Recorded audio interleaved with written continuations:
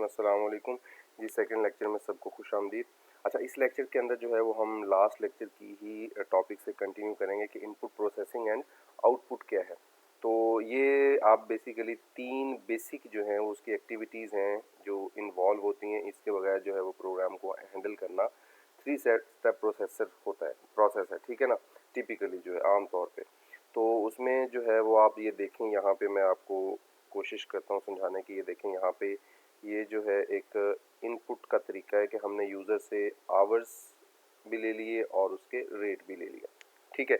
अब हमने इसकी जो है ना पे बनानी है, तो पे बनाने के लिए हमने क्या किया, यहाँ पे उसको अपना प्रोसेस किया, ठीक है।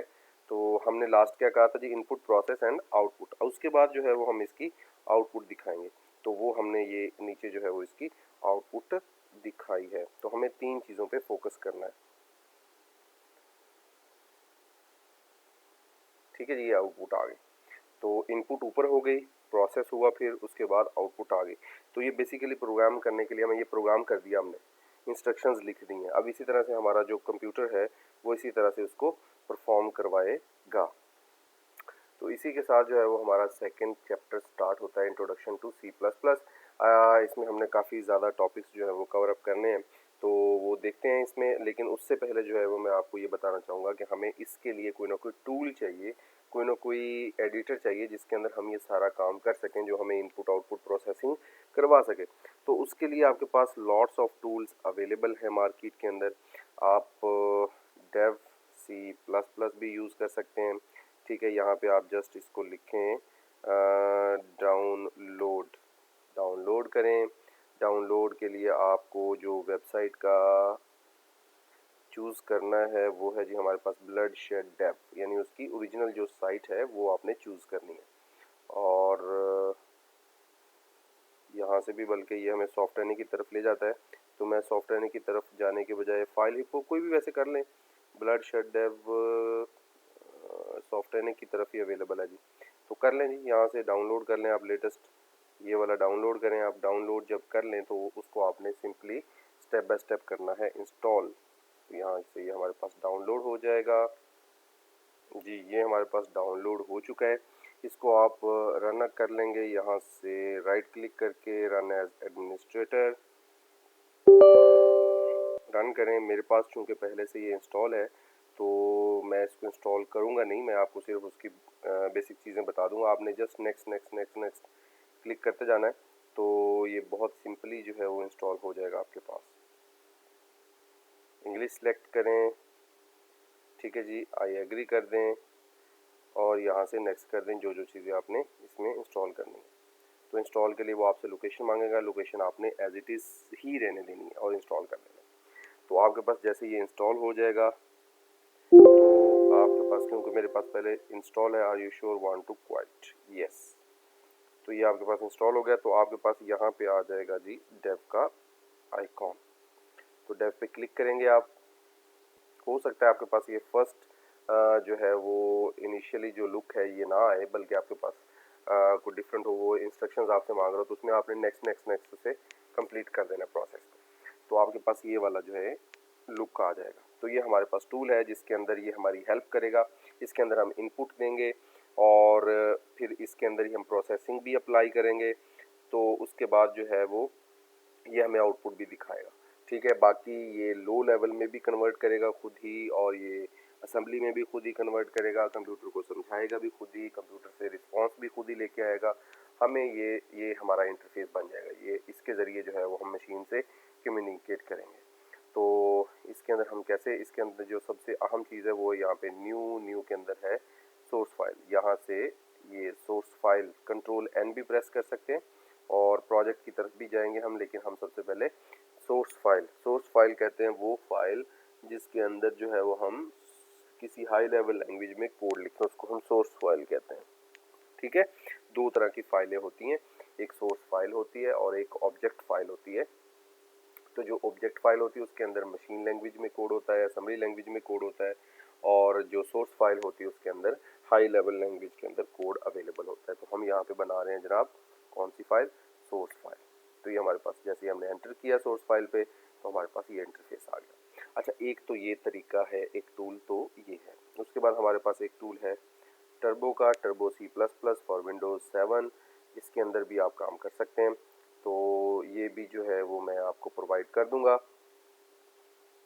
तो फिलहाल हम इस पे काम करेंगे नहीं, हम इसमें से वापस जाते हैं और ये भी टूल आप यूज़ कर सकते हैं। उसके अंदर भी मैं कुछ प्रोग्राम्स आपको करके दिखाऊंगा। और हमारे पास इसके अलावा जो और मार्केट के अंदर टूल्स अवेलेबल हैं है तो बहुत सारे, लेकिन जिनमें हम काम करेंगे वो, और एक हमारे पास ये भी है विजुअल स्टूडियो 2010, ये भी यूज़ कर सकते हैं। 2015 या 16 तक भी आप यूज़ कर सकते हैं, 15 तक भी ठीक है। उससे ज़्यादा C++ के लिए आपको ज़्यादा यूज़ करने की ज़रूरत भी नहीं है बेसिक लेवल की C++ सीखने के लिए। हाँ, अगर किसी के पास टूल को इंस्टॉल करने की स्पेस ही मौजूद नहीं है तो वो भी परेशान ना हो, उनके लिए यहाँ पे अवेलेबल है जी रेपलेट, जो कि बेहतरीन टूल्स प्रोवाइड करता है हमें, और कोलैबोरेटिव आईडी है और ये हमें शेयर करता है कोड्स को। हम इसमें शेयरिंग कर सकते हैं, मिल के काम कर सकते हैं, तो इसको हम यूज़ कर सकते हैं। इसमें आपको साइन अप करना है, जस्ट साइन अप करें। अगर नेट अवेलेबल है तो आप सिंपली इसको यूज़ कर सकते हैं। साइन अप करें आप गूगल के साथ, और जिस जीमेल से आप इसको साइन अप करना चाहते हैं वो साइन अप कर लें। ये मैंने एक अपना जीमेल ऐड कर दिया है उसमें, तो हो सकता है कि ये मुझे वो पासवर्ड वगैरह शेयर करे। नो जी, आपको कोई ज़रूरत नहीं है पासवर्ड वगैरह की। अब इसमें आप किस पे काम करना चाहते हैं, कौन सी लैंग्वेज सेलेक्ट करना चाहते हैं, उसके लिए आपको न्यू रेपल क्रिएट करना होगी और यहाँ उसको लैंग्वेज समझाना होगी कि भाई मैं इस लैंग्वेज के लिए काम करना चाह रहा हूँ, और मैं इसका नाम लिख देता हूँ C++ एग्जाम्पल, CPP एग्जाम्पल्स। ये मैंने रेपल क्रिएट कर दी।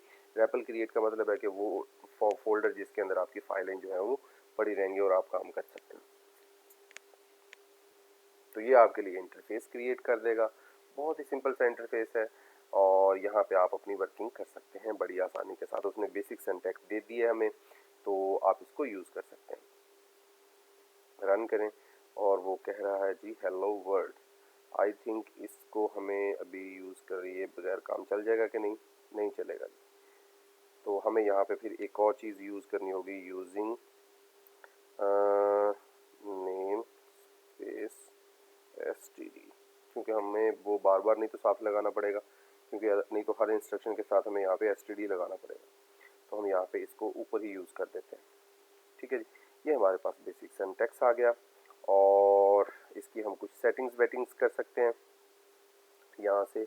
तो ये इसकी सेटिंग्स आ गई। सेटिंग्स में हम क्या करते हैं, फॉन्ट साइज़ थोड़ा सा लार्ज कर लेते हैं, लार्ज से हम ह्यूज भी कर सकते हैं। ठीक है जी, इंडेंट साइज़ भी ठीक है, इंडेंट साइज़ जो है वो ठीक है, 2 ही सही है।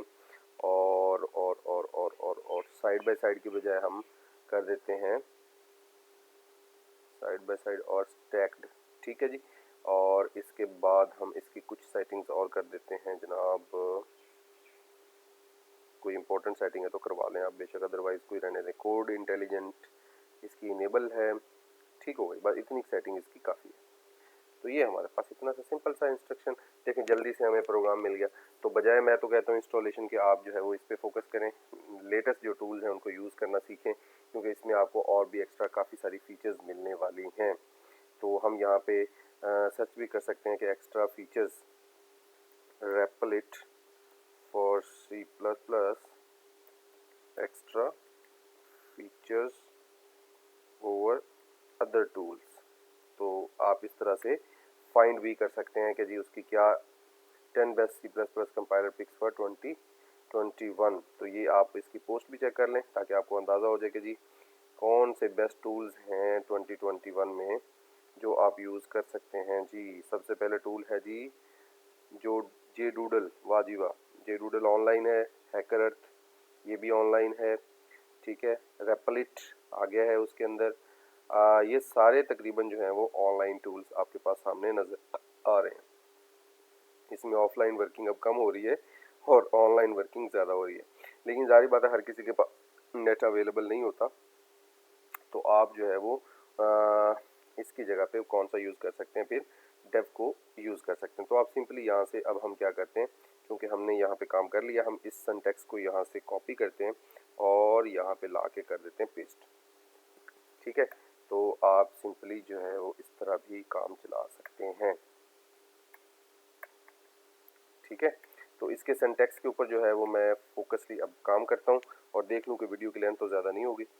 जी अभी 10 मिनट्स की वीडियो हुई है, तो देखते हैं हम इस पे अभी फोकसली काम करते हैं और अपने लेक्चर का आगाज़ करते हैं, क्योंकि हमने जितना भी काम करना है वो प्रैक्टिकली यहाँ पे परफॉर्म करना है। जैसे ही हम ये चैप्टर पूरा कर लेंगे अपना ना, तो इसके ऊपर हम प्रैक्टिस करेंगे एक प्रोग्राम के साथ। ठीक है, हम एक प्रोजेक्ट बेस पे तमाम चीज़ें कवर अप किया करेंगे।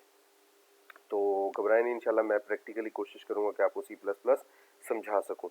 तो आइए सबसे पहले मैं आपको इसको डिस्क्राइब कर दूं कि इसमें सबसे पहला साइन है हैश।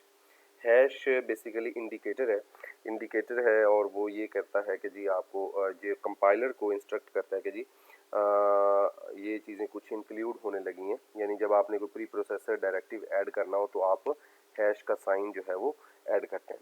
अच्छा, इंक्लूड जो है वो क्या है, ये एक प्री प्रोसेसर डायरेक्टिव है और प्री प्रोसेस का मतलब होता है कि काम शुरू करने से पहले कुछ चीज़ें शामिल कर लो। तो शामिल का लफ्ज़ आ गया तो मतलब इंक्लूड कर लो। इंक्लूड क्या करना है जी, अगर एंगल ब्रैकेट लगा हुआ है तो इसका मतलब है कि हमने क्या करना है, प्री डिफाइंड जो है कुछ चीज़ें हैं वो ऐड करनी है। कुछ चीज़ें कौन सी हैं जी, हेडर फाइल है। तो हमने हेडर फाइल क्या है, हेडर फाइल कहते हैं जी collection of predefined functions, यानी पहले से कुछ बने बनाए फंक्शंस अवेलेबल हैं, उनका एक पैकेज बना है, उसका नाम जो है वो आईओ स्ट्रीम है, उसको हम हेडर फाइल कहते हैं, वो आपने शामिल करनी है। और वो क्योंकि C++ की तरफ से अवेलेबल है तो वो आपने एंगल ब्रैकेट के अंदर शामिल करनी है। और अगर वो आप बनाएंगे, जब आप एडवांस हो जाएंगे तो आप क्या करेंगे, उसे हैश इंक्लूड और डबल कोट के अंदर उसको आप ऐड करेंगे।